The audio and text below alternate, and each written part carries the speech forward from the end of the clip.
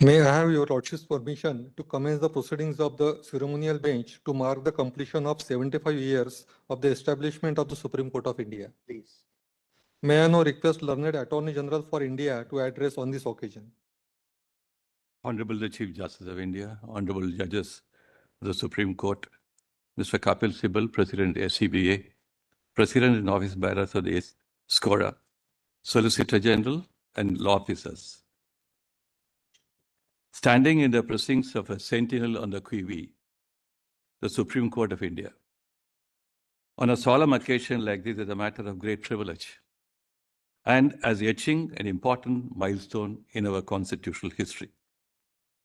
The inauguration of the Constitution saw inauguration of several facets of rule of law. The grand inaugural speech delivered by Chief Justice Kaniya seems fresh and contemporaneous. The 75th year of constitutional adoption, beyond any question, is a matter of both celebration, buoyancy, and an occasion for planning and laying our roadmaps for the future. 75 years of constitutional rule without serious breakdown is no mean achievement. We must indeed celebrate the resilience of the Constitution and the endurance made so by all participants of a democracy. We must celebrate its endurance by plunging into the history of our Constitution making, the sacrifices made by millions of people laying the foundations of freedom and liberty, not less than Magna Carta, and the remarkable contributions made and insights bestowed by the makers of the Constitution. We must celebrate its endurance without mutilations as part of a democratic journey, as special, distinct, and worthy of emulation.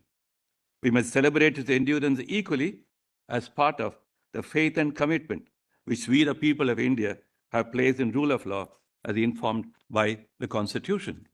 We must celebrate its vibrancy, reflected in elections after election, and all the safeguards thoughtfully provided by courts on every needed occasion. We must celebrate the jurisprudential contributions of deep reflections and visions of the Supreme Court and the High Courts in the high promotion of its transformative potential and in conveying to the nation, the Parliament, and the institutions of governance values of inclusiveness, diversity as part of our equality journey. This stately building is home to visionary constitutional doctrines and thoughts which have sustained our democratic fabric. The lawmaking experiments and parliamentary engagements in deftly handling complex questions of social management without rocking the basic structure, though making some scratches, are matters of celebration too. Permanence and endurance are sustained by flexibility, long ago stated by Thomas Jefferson in 1824 when he wrote, I quote, "The real friends of the Constitution in its federal form, if they wish it to be immortal, should be attentive by amendments to make it keep pace with the advance of the age in science and experience," end quote. Dr. Ambedkar had this and other experience from history in his mind when he said in his concluding remarks in the Constituent Assembly in 1949, he said, "The first thing in my judgment we must do is to hold fast to constitutional methods of achieving our social and economic objectives." He also talked about the drift with mastery. We have now by chiseled into a constitutional practice what we can do and what we shall not do. How we are able to do so in the midst of globalization challenges is demonstrated by our recent engagement in striking several balances in the economic domain, policy, and international relationships. All this is because of our unflinching commitment to the Constitution and its demands on our intelligence and the non-negotiable roots of building a fair and just society. Our national fiber, made of thousands of years of incomparable togetherness, born of deep spiritual and cultural values, and our constitutional fabric have now seamlessly merged that no force or attempt can undo. That we are yet to satisfy the needs and concerns of large numbers of our people in want and fulfillment is all the more reasons for continuing on the path laid. All this celebration we must do as we note how fissures and fractures have perilously exposed several nations to constitutional and democratic breakdowns. We must do so also to set at rest shallow cynicism about Indian state and bring to command all our genius in our march towards a fair social order. An American law academic writing about the timeless lesson for the issues of our era, though from the US lens, says, quote, constitutional law is a practice like surgery or chess. We can indeed write on how our constitutional journey has been more of a chess than deep surgery. Talking of the engagement of Eastern Europe for the last decade of 20th century, in many different ways, revolutions, armed, economic, cultural, political, and social, it is said that none of these are more dramatic and perhaps none so successful as its constitutional reforms. The voice of our worldly members of the Constituent Assembly seem to resonate today with all these ideas. The legal fraternity of India, being a proud partner in this remarkable journey, will continue to play a role in more and more nobler ways and chronicle our genius to the rest of the world. I thank in gratitude for today's ceremony. I now request learned President of the Supreme Court Bar Association to deliver his speech.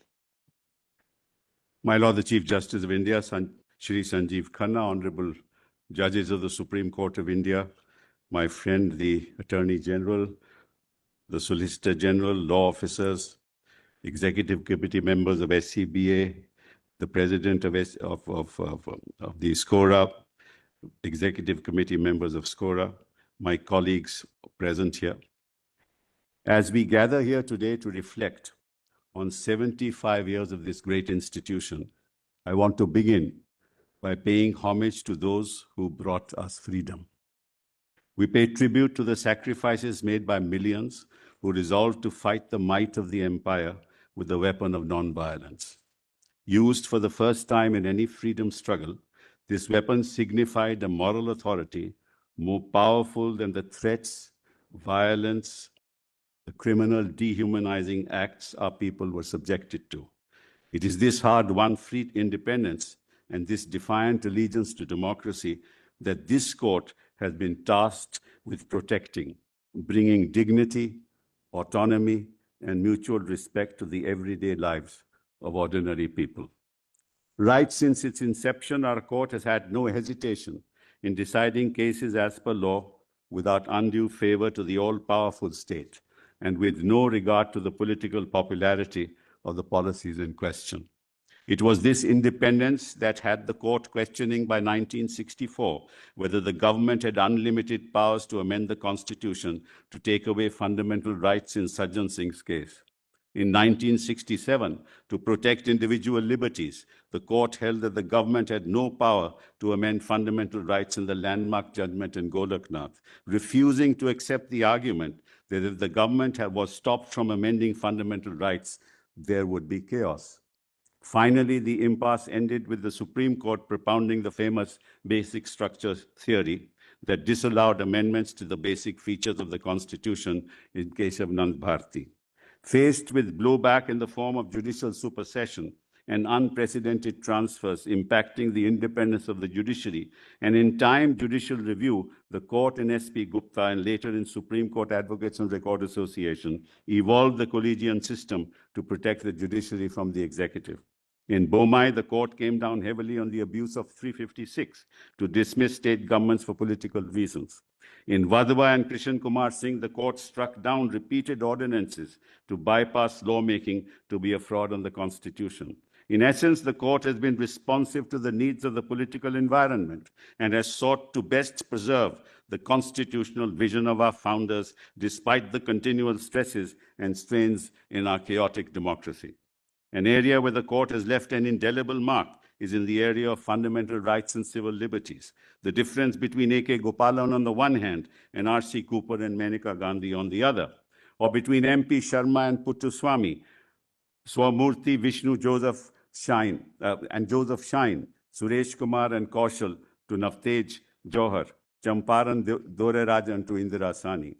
or Anwalari Sarkar to E.P. Royappa is one born of a deeper understanding of fundamental rights, what they mean, how they relate to each other, and how they empower citizens. In this journey, the court has relaxed the requirements for legal standing to enable public interest litigation by public-spirited persons to bring to light injustices suffered by the powerless or deal with large-scale problems like bonded labor or the environment. The Supreme Court has developed an enviable jurisdiction on fairness in administrative action using doctrines such as promissory estoppel, Motilal Padampat, proportionality, modern dental, manifest arbitrariness, Shaira Bano, and the principles of natural justice, Indo-Afghan agencies, etc. Its curative positions have opened a jurisdiction to correct errors quite unknown to the rest of the world. In 75 years, we have seen many great judges and chief justices, Justice Mukherjee, Justice Bose, Justice Subbarao, Justice Hidayatullah, Justice Krishna Iyer, Justice Venkachalaya, and many others. There can be no better example of judicial independence and courage than H.R. Khanna. They have been trailblazers and a model to follow. This is not to say that the court has not on occasion erred. The infamous Jabalpur, ADM Jabalpur judgment, where this court did not heed the wisdom of the high courts and ended all constitutional means to combat the emergency, is an indelible stain. There are cases where the court should have intervened and did not, or where it has intervened in matters where it lacks both institutional competence and legitimacy. The question remains and to be asked, does the court retain the elements of what has made it so great in the past? Will the court continue to be an indispensable institution in our democracy? I am confident that it will, if it avoids certain pitfalls. First, the court must find a way to solve the enormous backlog. Second, the court's strength lies in the principles of open justice, where the most persuasive argument ought to prevail, and the power of argument must prevail over the argument of power.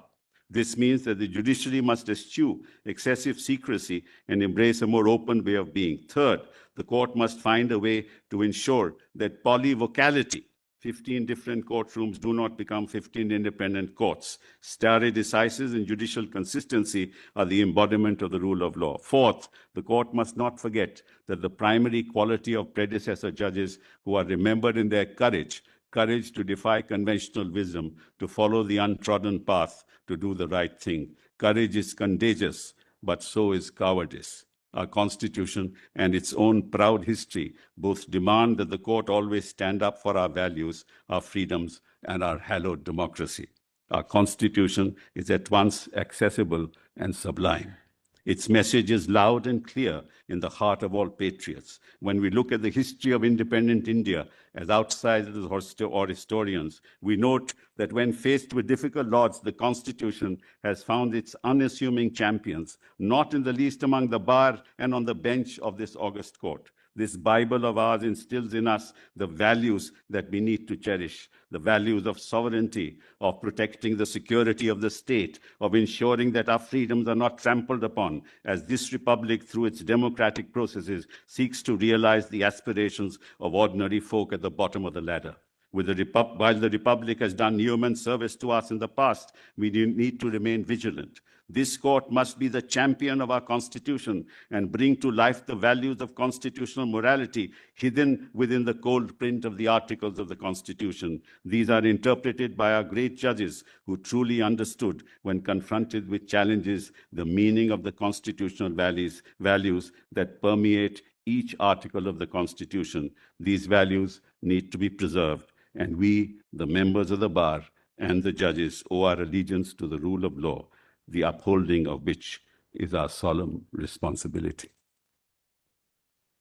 My esteemed brother and sister judges, Sri R. Venkataramani, Learned Attorney General of India, Sri Tushar Mehta, Learned Solicitor General of India, Sri Kapil Sibal, President Supreme Court Bar Association, Sri Vipin Nair, President Supreme Court Advocates and Record Association, members of the bar and the registry officials.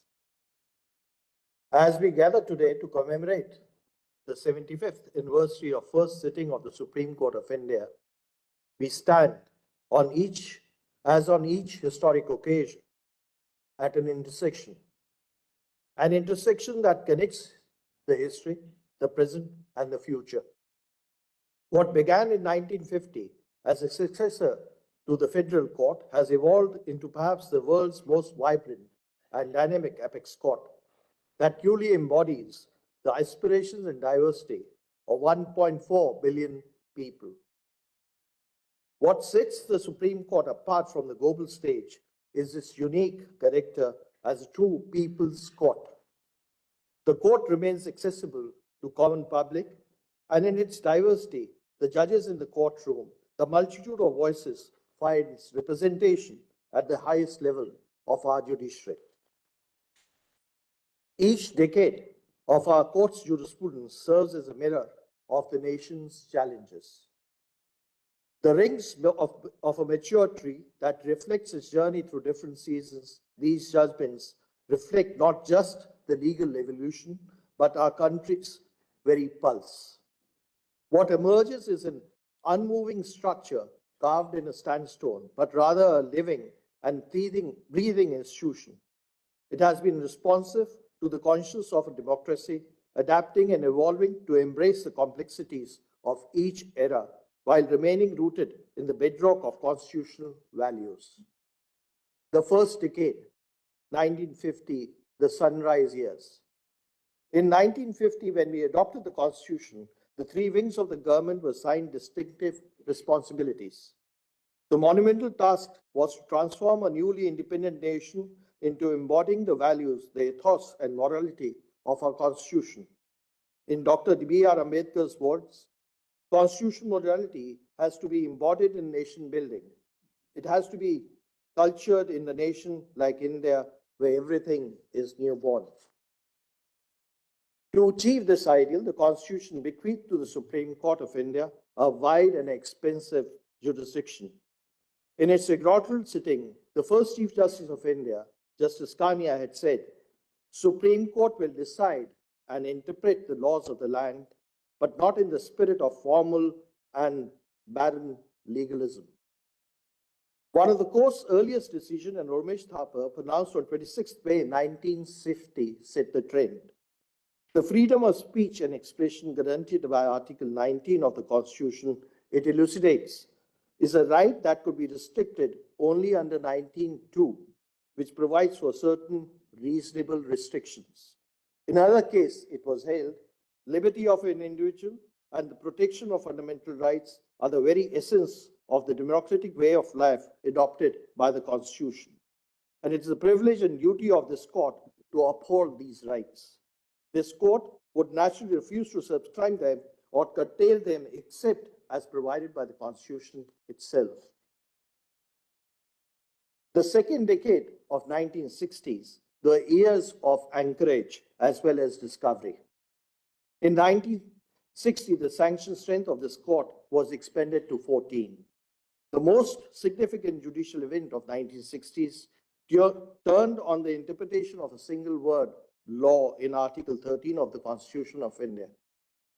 Article 13 provides a law inconsistent with or in derogation of fundamental rights are, to the extent of inconsistency, void. The courts were tasked to interpret whether the expression law used in Article 13 included constitutional amendment. If it did, then whether the chapter on fundamental rights could be rendered immune from amendment. The discussion continued till the 70s, until settled in Keshwananda Bharati's case, where majority of the 13 judges bench held that the Parliament can amend any provision of the Constitution. However, such amended powers cannot be exercised to abrogate or destroy the basic or fundamental features of the Constitution. 17 and 80s were years of turbulence, leading the way to social justice and equality jurisprudence. Acceptance of public interest litigation diluted the principle of locus standi to actualize the right to access to justice to all citizens, importantly to the marginalized. Justice Krishna had reasoned that legal technicalities should not become an added terror for the underprivileged. Acknowledging this unique socio-economic constraints, this court in S.P. Gupta emphasized that it was necessary to democratize judicial remedies. In Hussain Ara Khatun, this court dealt with the rights of under trial prisoners highlighting the right to speedy trial and resulted in release of more than 40,000 under trial prisoners. Critical issues of juveniles and other prisoners were dealt with by this court in Kardia Pandian's case. In Insulit Batra, the court highlighted the prisoner's right and systematic issues in administration of justice. In DK Basu, this court observed that custodial violence strikes at the blow of the rule of law. It issued several directions to be followed in all cases of arrest or detention till suitable provisions were incorporated in the Code of Criminal Procedure. In Joginder Kumar, this court emphasized that a police officer may have the power to arrest, but an arrest should be only made after reasonable satisfaction was reached as to the genuineness of the complaint, to the person's involvement and need to arrest. In Muthu versus State of Punjab, the mandatory death sentence under Section 303 of the IPC was struck down as unconstitutional. In Indira Gandhi versus Rajarayan, this court emphasized that judicial review and fair elections were a fundamental part of the Constitution beyond the reach of the amending powers of the legislation. In Bandhua Mukti Morcha, bonded labor was categorized as incompatible with Article 21, which includes protection of health of workers, women and men against abuse. In the initial years, this court had interpreted all fundamental rights as rights working in exclusive silos. The judicial attitude, however, underwent a significant change after the emergency was imposed in 1975. In Maneka Gandhi, this court ruled attempt of the court should be to expand the reach and ambit of the fundamental rights. Articles 14, 19, and 21 were not mutually exclusive and had to be read together so that the procedure affecting any of the rights had to be just, fair, and right, and not arbitrary, fanciful, or oppressive. 1990s was the era of consolidation and expansion of fundamental rights. 1990 ushered in an era where the Supreme Court not only remained vigilant to protecting human rights, but also stepped in to address legislative and executive gaps. The court adopted an expansive interpretation of fundamental rights, reading them harmoniously with the directive principles of state policy. In Unique and Christian, this court held that the right to an education naturally flowed from the right to life recognized under Article 21 of the Constitution. This led to insertion of Article 21A in the Indian Constitution and enactment of the Right to Education Act in 2009. This court has also been at the vanguard for protection and preservation of environments. In its judgment, the court has articulated the concept of sustainable development, the polluter pays principle. It has also applied the public trust doctrine in several cases, highlighting that public has a right to enjoy common resources, with the state being entrusted to guard and maintain these resources. In Vishaka, this court laid down a set of comprehensive guidelines to prevent sexual harassment at work. The guidelines laid down in Vishaka were eventually led to enactment of the legislation after considerable time in 2013. In Indra Sani, a 9-judges bench of this court held that affirmative action is not an exception, but a tool for guaranteeing equality of opportunity. While the Constitution creates a sound center, it also educates a balanced federal structure. It is one of the basic features of a Constitution, and that cannot be abrogated by constitutional amendment. This was the crux what 9 judges of this court had held in S.R. Bommai. S.R. Bommai also has implication for the secular fabric of India. The court inter alia held that secularism is a basic feature of the Constitution. 2000 till today. The 2 decades after the 21st century stand as a testament to the Supreme Court's evolving role in a constitutional framework.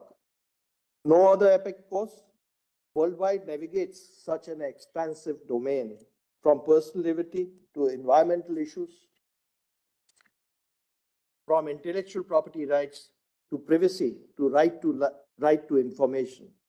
The evolution began with strengthening of electoral democracy by establishing voters' right for information about candidates as to extension of freedom of expression which includes the right to impart and receive information. The court dismantled gender stereotypes in employment, rejecting outdated restrictions on women's workplace participation. Digital rights emerged as a new frontier for the constitutional protection.